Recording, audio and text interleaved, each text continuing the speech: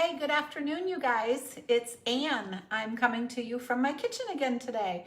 I thought it would be a really fun day to pop on with some baking ideas. I have no idea what we're having for dinner tonight, so instead I'm showing a couple baking ideas and a couple product tips and a little bit of fun too, because I have my special guest to make you a cocktail in a little bit. So whether you're on a party with me or you're just on my timeline and a friend, welcome to some Pampered Chef Quick Tips. I hope you're having a great week and we're glad that you're here. So a couple things happened today. It was pretty cloudy, so I thought, we're gonna make some treats. So before I share a little bit about what we're making, I do wanna make a quick comment. Sitting back here, this is Pampered Chef's famous air fryer. It's called the Deluxe Air Fryer. And you guys, today we did grilled cheese in it. So if you've struggled with grilled cheese of not getting one side too dark or the other side burnt, simply we buttered the bread and put it on one of the racks. These racks you can set at all different heights and put it on the air fry. And our air fryer has been so popular, you may be caught that right now the only way you can get it is as a half price item as a host. But you guys, having a few friends virtually in a Facebook party, super easy, super fun, great way to get the air fryer. So I just wanted to tell you we tried something new in there today. Who would have thought you would do a grilled cheese in an air fryer, but it was fantastic. So super excited to tell you that. But the first thing I really want to tell you about is this. We are going to make the white chocolate sauce for these brownies and strawberries. So I want to show you a couple things I already did. So this is Pampered Chef's bite-sized brownie pan. And yes, there was a mouse. But literally, I took the easy route and mixed up a box of brownie mix today. And then I used our middle-sized cookie scoop. First, spray your pan. Don't forget to do that. Middle-sized cookie scoop of brownie batter, plopped it in here, baked it for 15 minutes, and then let it set. I took these out about 15 minutes ago, and I love this little gem. It's a cake releasing tool, so you literally can just go around the edge. I hope you can see this, poke it in one of these, poke it in a corner somewhere, and literally lift out the whole brownie to eat that quick. So you guys can have that little bite size. A lot of fun to do something like pound cake or something like that too. So this is in the bite size. But in order to really enjoy this, and I'm gonna share some of these with some family and friends, we are going to talk about the strawberries and the white chocolate sauce that you make with this. So I'm going to pull into the screen the cooking blender. I think you guys can at least see a picture of that or part of it and see me at the same time.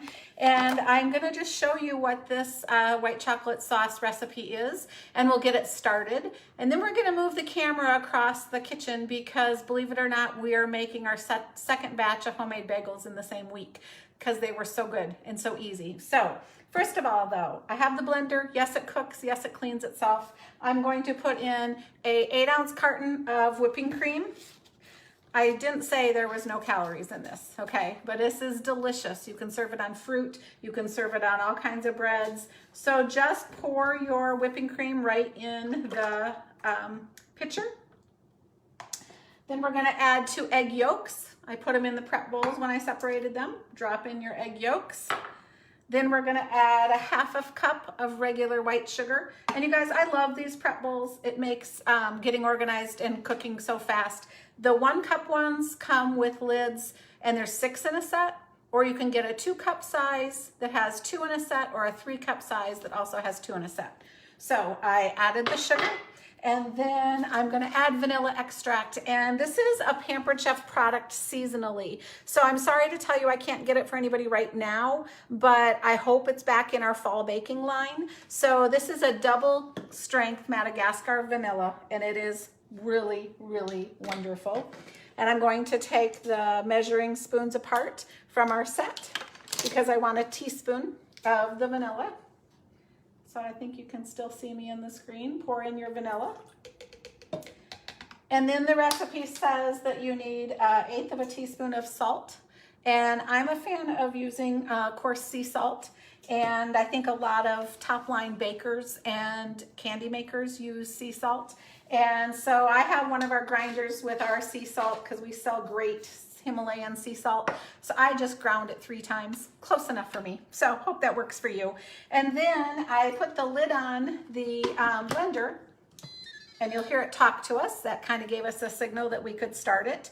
And I am going to turn the dial to the sauce setting. There's lots of choices on here. You can make jam, you can make soup. We made soup last week when you were live with me.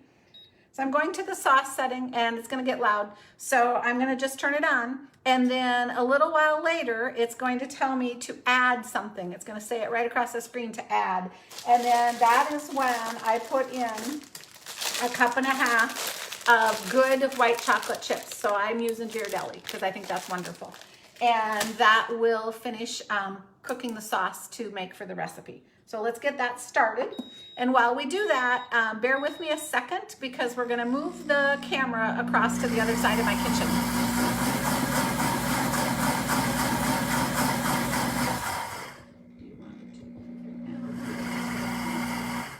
I'm gonna shoot it over to you. Go ahead and get over there. Oh. Let's see if you can see. Hi friends, I am back, and today we are going to be, oh, I'm really jumping all over the place. Hang on a second, tell them. We're getting set up, just a second. Pull it back around towards you.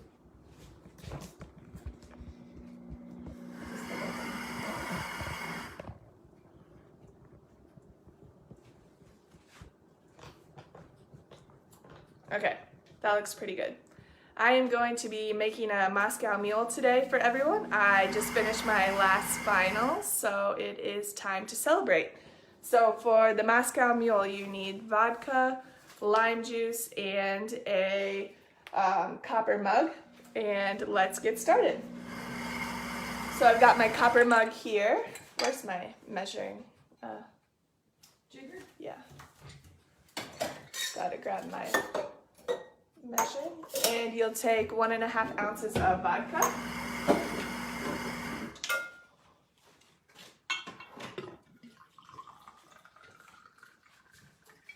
I already got ice in my copper mug, so I'll just pour that right in here over the ice.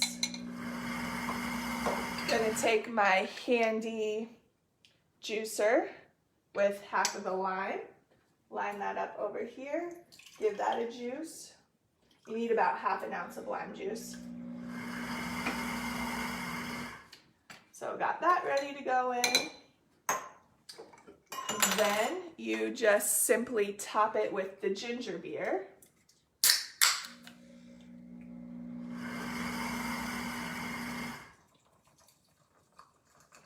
Takes about 1/2 a ginger beer or so to make one, which is nice because then you can have 2 because you gotta finish the can, you know.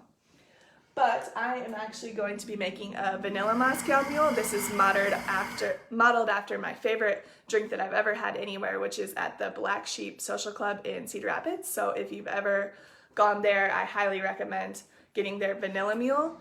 And so the way that I make it is just with regular vodka, because that's what we have on hand tonight. Mickey, yes, you can use a flavored vodka. We like making raspberry ones a lot too, so we use the raspberry vodka, and then we'll muddle some raspberries in there.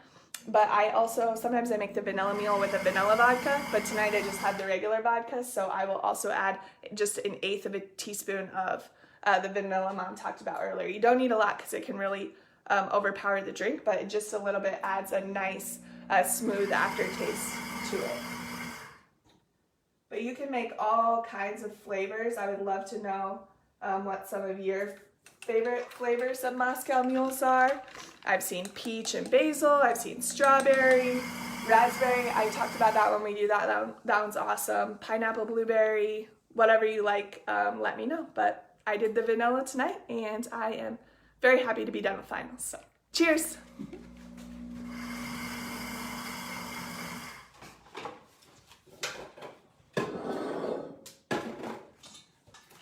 Okay, before we sneak over to the bagels, I want to pop back on here a second because there's a couple of things I wanted to mention too while I was watching Stephanie make that Moscow Mule. This is an actual pretty famous product from Pampered Chef. It is the Quick Stir Pitchers. And so if you're gonna make lemonade or you're gonna make sangria or anything like that, this is a really fun product, and it comes in 2 sizes. And it's really popular for this season too, so I wanted to just mention that to you tonight. And then when we are finishing with those brownie bites, which, okay, there's a mouse because she just ate a brownie bite while I'm live. While the white chocolate sauce is cooking, I was gonna just mention again that I use the quick slice product on strawberries all the time. And I think you guys can see right down here what I do with this. So I'll just show you really fast. But it's great for strawberries, it's really great for kiwi, it's great for mushrooms, anything that you want to do a lot of slicing on. And so literally you just line them up, lay them, fill the top with them, and then use your saw teeth to slice right down through. And then I'll lift this up so you guys can see. And then you have all these sliced strawberries that are already ready. So you can use this for the brownie bites with the white chocolate sauce to top them too. So that's really fun. Oh my gosh, this is so fun. Hi, Marcia. Hi, Mickey. Hi, Sandy. But I cannot wait like a month from now when we have Iowa strawberries that are like really ripe and wonderful. But I just wanted to mention that as we go along. And then the other thing I was going to mention as a baking thing this afternoon is this is a mini bundt pan. This bundt pan actually is an accessory for 2 of our products. This will fit in the quick cooker, so our Instapot version of a pressure cooker. And you can also use it in our air fryer. So there's a bake setting on the air fryer, and this slides right in. And it works great. So Mickey, I'm seeing your comment. You're thinking you do something wrong when you can't line up your blades. Send me a message, because let's make sure you don't have a blade that's crooked or something, because I use that all the time. We want you using it. But anyway, who knew you could bake in the air fryer? But you can, and this mini pan fits in it perfectly. So this is a smaller than normal bundt pan. Okay, but now I'm going to move the camera one more time, so I apologize for this and all the jiggles that might be causing you, but we want you to be able to get down here onto our countertop, because I have in one of our stainless steel bowls the bagel dough that has already been made and it has risen, and I've punched it down. So now I'm going to literally just dump out the dough onto my clean countertop. And yes, I did clean it. They say to not do this on a floured surface for the recipe that we have. And then the original recipe, the first time we made this, we cut it into 8 chunks. But we found that those were pretty big bagels. And so we're going to actually cut this into 10 chunks today. And I love, this is our blue nylon knife. It's black in the line now, but anytime you're cutting something that is a little bit stickier, like you guys, Velveeta cheese, oh my goodness, or bread dough like this, use a nylon knife. Now I'll try to pop this up a little bit so you can see what we're doing here, and you can see me as well in the background maybe. There we go. So I'm going to just cut this in half. There's no magic, you guys. And then I'm going to have Stephanie come on one side and help make one, and then we're going to cut this into 5 each. So we're going to just kind of assume here. I'll give her a pile of dough and she'll show you the first step. You pat it into a rectangle. Gotta get so you can kind of see my kind hands. of see what we're doing here. And they actually recommend that you don't flour the surface. I know that sounds kind of counterintuitive to all the people who make pies a lot, but yeah, do not flour the surface when you're doing it, and just kind of press it out into a rectangle about 1/4 inch thick or so. Then once you get it kind of pressed out to the thinness that it's supposed to be, then you start rolling it up. The long way or the short? Just, way? the short way. The short way. Yep. Just start rolling it up.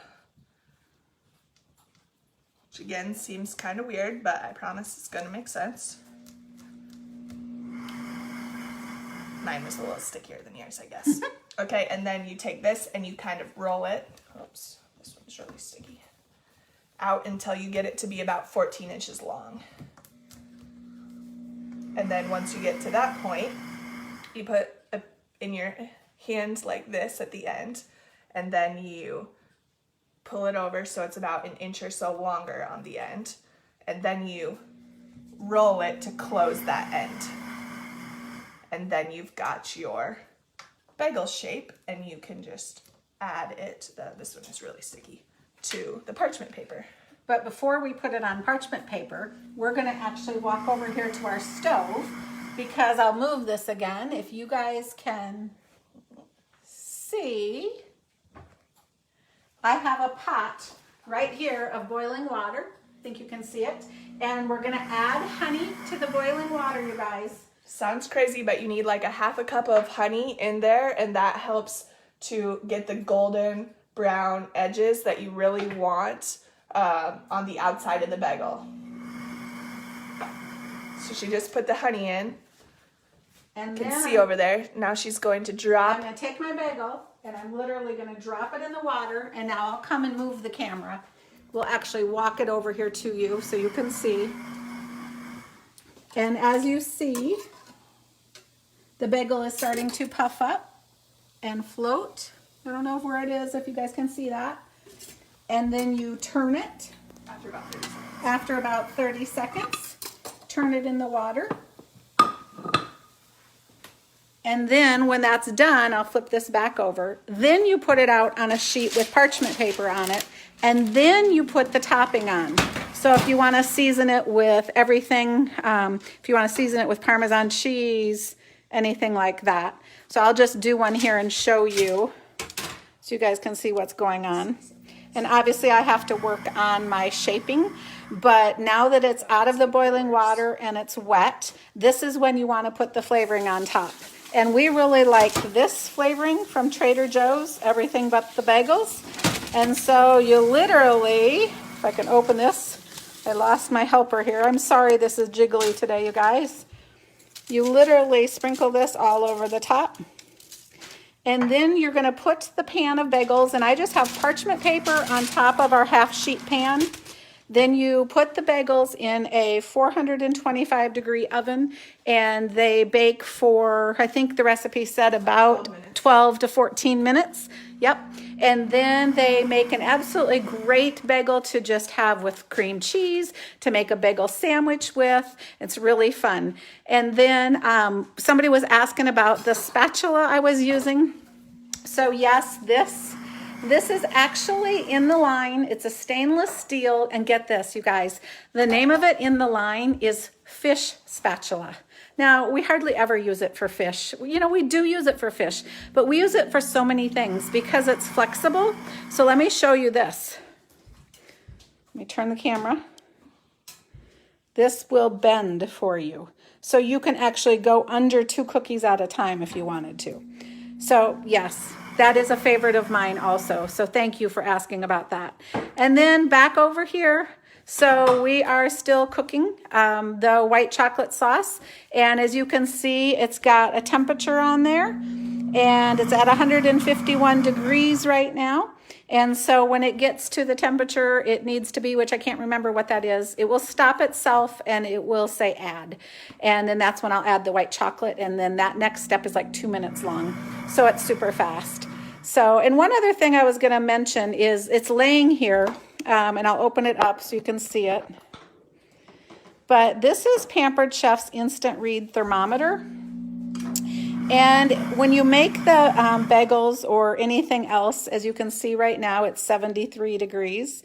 You need to have water that has, as it's changing temps on me here, you need to have water that can activate the yeast. And so that's at about 110 degrees. And so I use this, even though this is a cooking thermometer and I'm supposed to be using it on my grills or something like that, to check my chicken breasts or my pork loin. I also use it to check my water all the time to see if it's the right temperature for my yeast.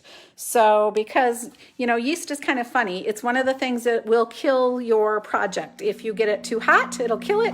If you get it too cold, it won't rise at all. So that's just a fun little tip for you too. So we just wanted to show you a variety of things of the baking that we're doing today. And those of you that have been following along on Fridays, guys, we're not going to do this tomorrow. So it's Thursday today instead. And we hope you enjoyed our live. Sorry for the bouncy around camera, but we love having you cooking with us in our kitchen. So thanks everybody.